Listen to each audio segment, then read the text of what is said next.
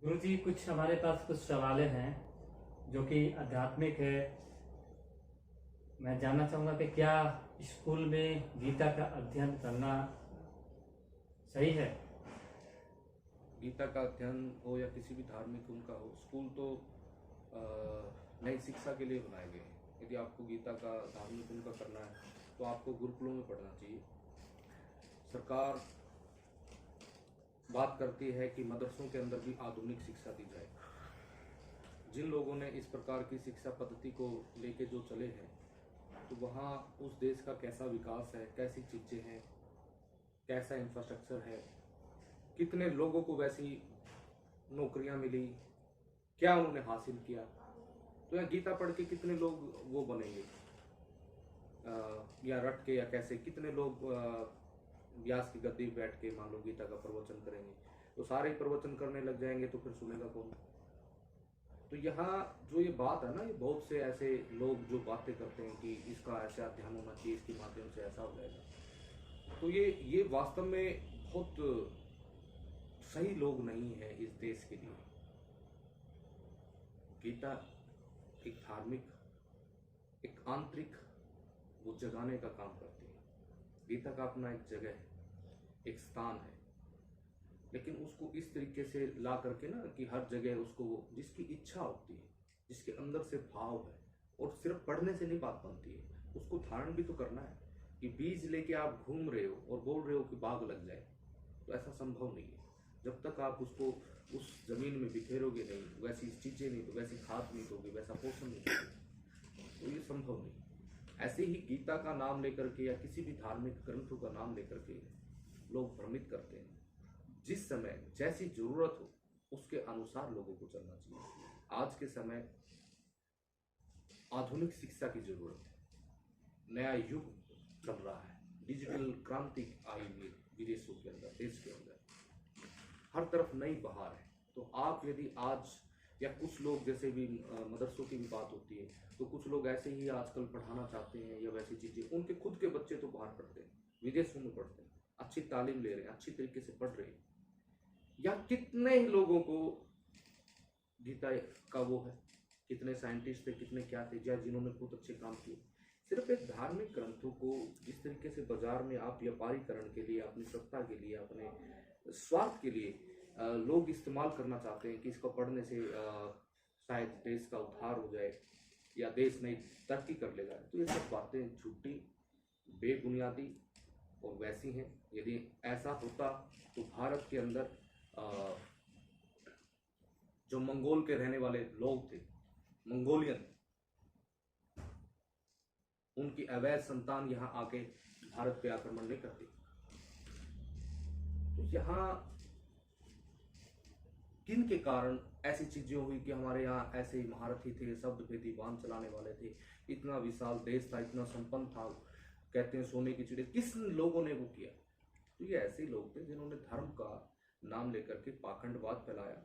धार्मिक के जो धर्म है उसका सहारा लेकर के लोगों को एक तरीके से उन्होंने बेकार कर दिया, कमजोर कर दिया, उनके अंदर लड़ने का भाव ही खत्म कर दिया।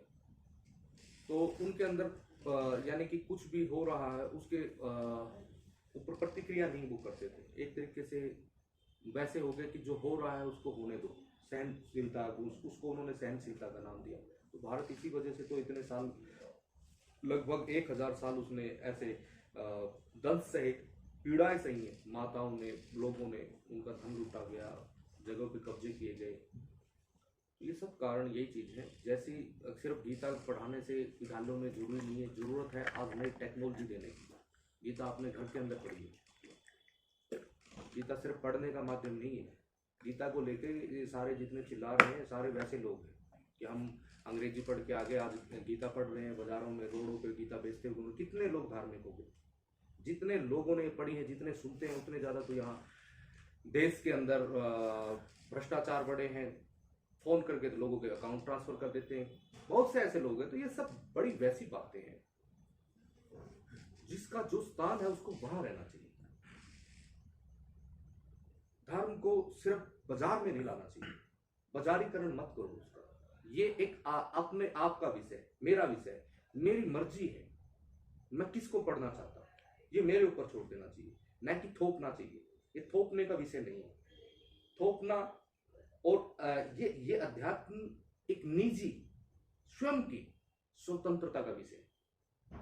यानी अपने अंदर से जब आवाज आएगी तभी तो बुद्ध बनेगा, तभी तो कबीर बनेगा, तभी तो उसके अंदर से वो भाव उत्पन्न होगा।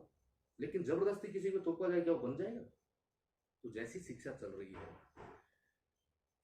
नई नई चीजें का आविष्कार हो रहा है, नई नई टेक्नोलॉजी आ रही है, उसका बच्चों को अध्ययन कराना चाहिए।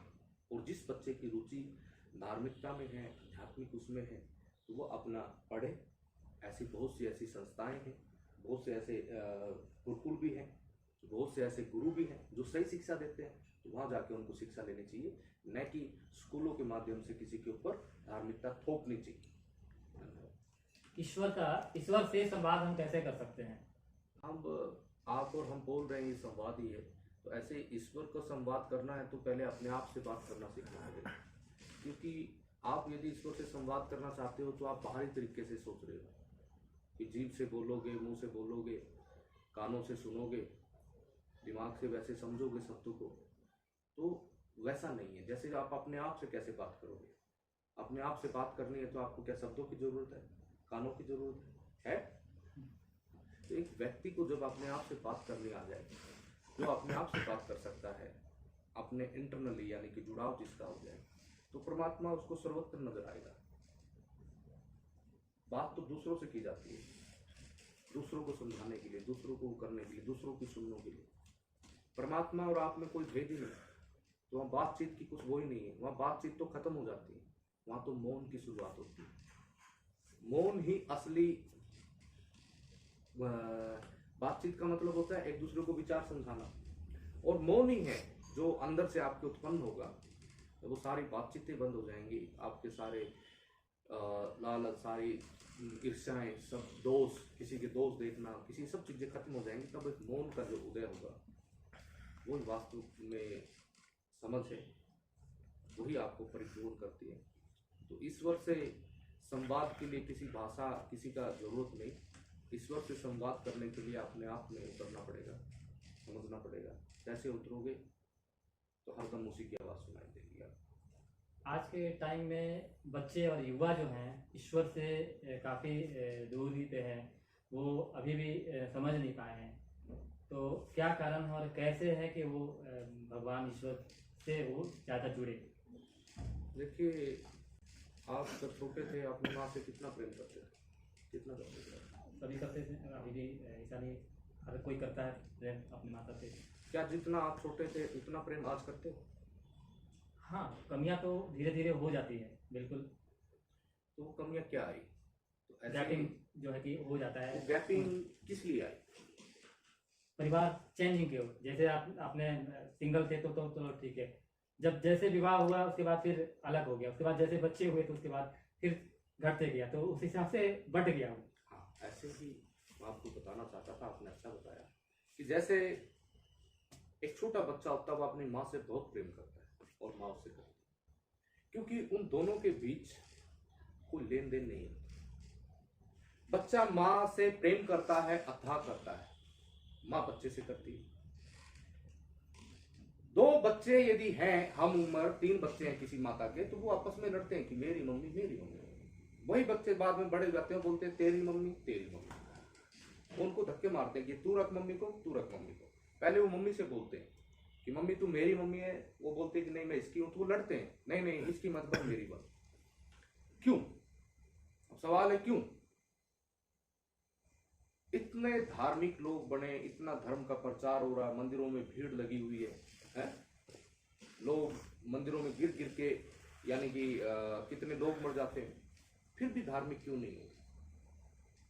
तो कारण है कि जैसे आपने बोला कि ईश्वर के और हमारे बीच में क्या हो जाता है, ये उदाहरण दिया।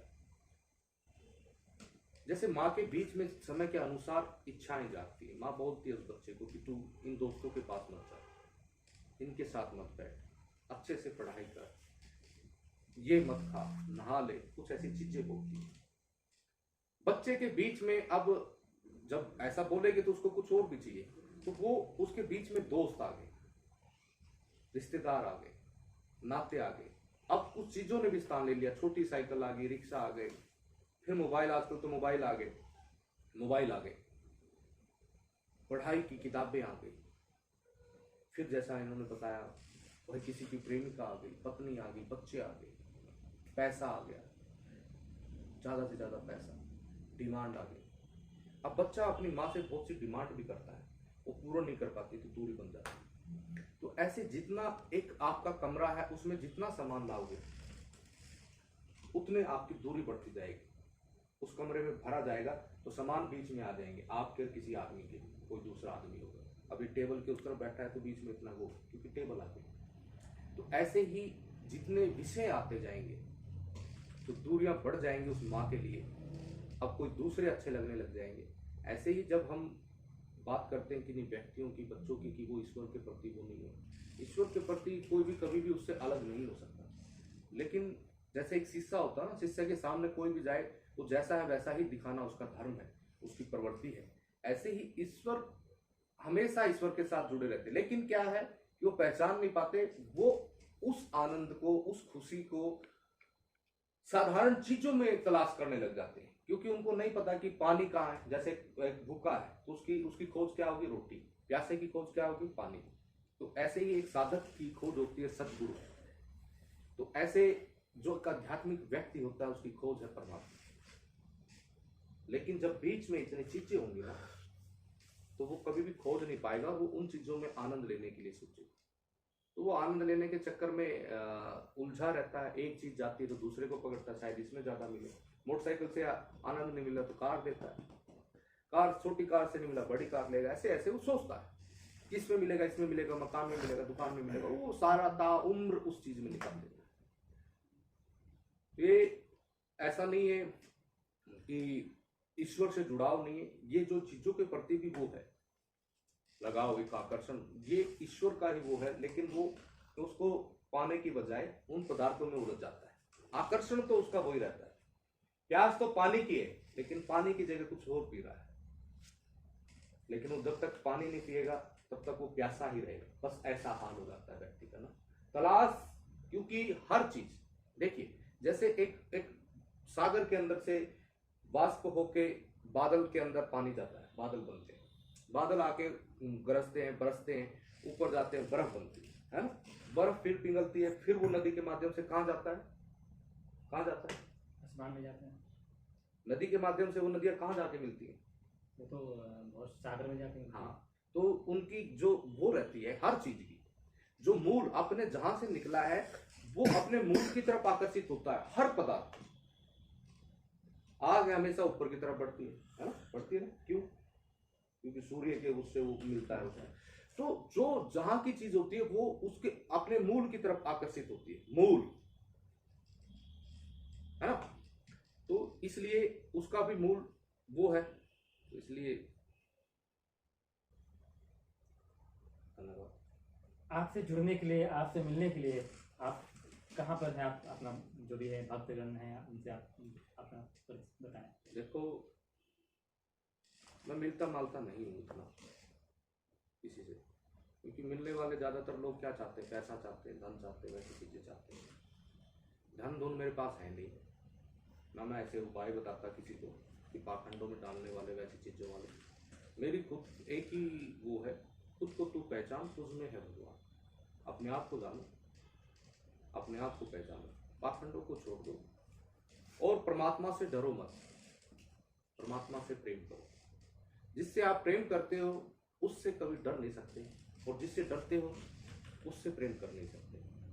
तो परमात्मा प्रेम का पर्यायवाची है, प्रेम करो तो प्रेम करो, उसको खुश करने की कोशिश मत करो, क्योंकि वो आपसे नाराज ही नहीं है तो उसको खुश करोगे कैसे? परमात्मा को कोई नाराज कर सके ऐसा इस संसार में, इस ब्रह्मांड में किसी की औकात नहीं है, और उसको खुश कर सके ऐसा कोई पदार्थ नहीं है। तो जिस दिन आप ये जान जाओगे तो आप पाखंडों से हटके उस ईश्वर को एक पिता की तरह प्रेम करो। जैसे एक छोटा बच्चा अपने पिता से प्रेम करता है, वैसे भिखारी की तरह नहीं, और एक ईश्वर के ऊपर विश्वास करो। जिन लोगों को वास्तविकता में आध्यात्मिक वो है, तो मैं उत्तराखंड में वो है, ऐसे लोग लगेंगे तो जरूर उनसे वो करेंगे। बाकी वैसे लोगों से मैं ज़्यादा वो नहीं करता, ज़्यादा मिलना जुलना मेरे को वो नहीं है। और बहुत से आदमियों से वो अपनी मस्ती में रहने वाला हूँ। बहुत से फ़ोन आते हैं, बहुत सी वैसी चीज़ें होती है, मैं नहीं वो करता। और मैं अपनी मस्ती अपने उसमें हूँ। अध्यात्म सिर्फ इस कपड़े में नहीं है। कपड़े में अगर देखी नहीं देखी अड़िए अंदर बोले कौन, और बाहर जिन्होंने उपलब्धि फिरती कितने ओही सजन ना हो। तो अंदर कौन है? जैसे मैंने उस फौज की घटना बताई कि वो फौजी ड्रेस में थे, वो थे, लेकिन वो फौजी नहीं थे, उग्रवादी थे वो। तो ऐसे ऐसे साधु के वेश धारण करके कितने लोग हैं, लुटेरे भी हैं, सच्चे भी हैं, असली भी हैं, नकली भी हैं, सब तरीके के। नकली ज्यादा है, पाखंडी का जमाना। जैसे आप बोल रहे थे कि भाई हम ऐसी जगह जाते हैं, इसका करते हैं, उसका करते हैं। आजकल पाखंड का जमाना है। जो आज दूसरे ऐसे गुरुओं को भी खोज रहे हैं ना, जिनकी आप तलाश कर रहे हैं, वो एक सूर्य की तरह हो गए थे। लोग उनको छुपा नहीं पा रहे। पाखंडियों ने तो बहुत कोशिश करी थी, कबीर को छुपाने की, रविदास को छुपाने की, गुरु नानक देव जी के विचारों को छुपाने की, महावीर के विचारों को छुपाने की, बुद्ध के विचारों को छुपाने की। पाखंडियों का बड़ा जमघट रहता है। पाखंडवाद बहुत ज्यादा है, क्योंकि उनकी दुकानें बंद हो जाएंगी। यदि सही राजनीति करने वाले लोग आ गए तो भ्रष्टाचारियों की दुकान नहीं बंद हो जाएगी, भाई भतीजावाद नहीं खत्म हो जाएगा, तो वो आने नहीं देना चाहते। ऐसे ही वो हैवी है, जैसे राजनीति पे ना भ्रष्टाचार के लोग, भाई भतीजावाद, ऐसे ही हजारों सालों से यहाँ बहुत वैसे लोग अपने अपने सब घोषित अपने नाम लगा के, अपनी चीजें लगा के उन्होंने वो एक व्यवस्था के ऊपर कब्जा कर रखा है और एक पाखंड फैला रखा है। वो लोगों को लूट रहे हैं भगवान के नाम पे। भगवान तो उनके दास हैं, उनके कहने से काम करते हैं, लेकिन लोग कभी समझ नहीं पाए। जो भगवान के मानने वाले हैं उनको भी शर्म नहीं आती, उनको देखते भी नहीं है, जानते भी नहीं है। भगवान की तरफ ऐसे देखेंगे और बोलेंगे क्या लिखना है। भगवान उनको बताते हैं, कोई भी भगवान हो सकते हैं, वो बताते हैं कि क्या इसके मन में। तो जब ऐसी ऐसी चीजें चलेंगी समाज के अंदर, तो बड़े बड़े उनके ऊपर बैठ के, तो क्या भला हो सकता है।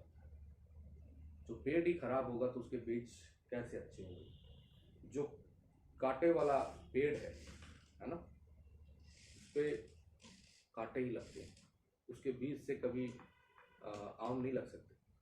तो जो पाखंडवाद हैं, इन्होंने पहले भी देश को वो हाल किया, आज भी कर ले, आगे भी करेंगे। बहुत वो है, लोग सुनने के वो नहीं, क्योंकि लोग लालची हैं। वो सोचते हैं कि शॉर्ट टर्म में मेरा ये हो जाए। भ्रष्टाचारी ही लोग है ना, उनको समझना पड़ेगा कि परमात्मा ऐसे नहीं वो करता है किसी का। तो जब वो जानेंगे, समझेंगे वास्तविकता क्या है, तभी तो। जब तक डरे हुए लोग हैं, तो वो डरे हुए हैं, तो वो हर एक चीज से वो करेंगे। तो जब तक डर नहीं निकलेगा, व्यक्ति को अपने अंदर से डर निकालना चाहिए। अकदादू दुनिया बावरी कब्रे पूजे उत, और जिनको कीड़े खा चुके उनसे मांगे पूत। तो जिनको कीड़े खा गए लोग तो इतने वो हैं कि उनसे पूत मांग रहे हैं, उनसे वो कर रहे हैं। बहुत सी जगह हैं ऐसी कि जहाँ हुआ मुसलमानों से, मेरे बहुत वैसे मित्र हैं, वो हैं मुसलमानों में पीर वगैरह का कोई औचित्य नहीं है ना, कि भाई उनकी दरगाहें बनाएं, उनको वो करें। जो असली मुसलमान है वो कभी भी, चाहे बुत प्रस्ती खड़ी हो, चाहे पड़ी हो, चाहे लेटी हो ना, उसको नहीं मानते।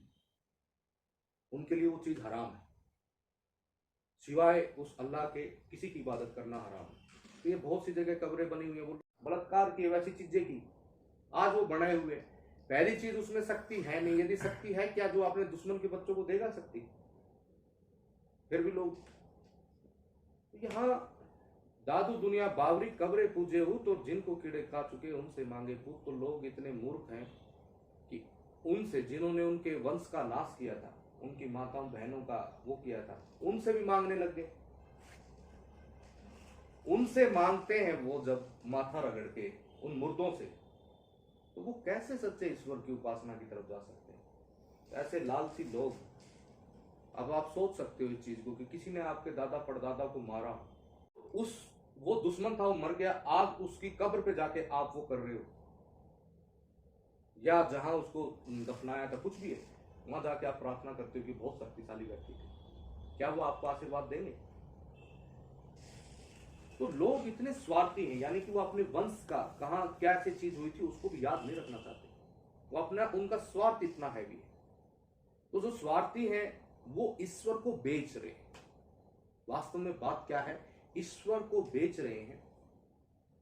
सबके अपने अपने लिफाफे हैं, अपना अपना स्टाइल है। ईश्वर खुद ही बने हुए हो, भगवान परमात्मा से ऊपर है वो लोग।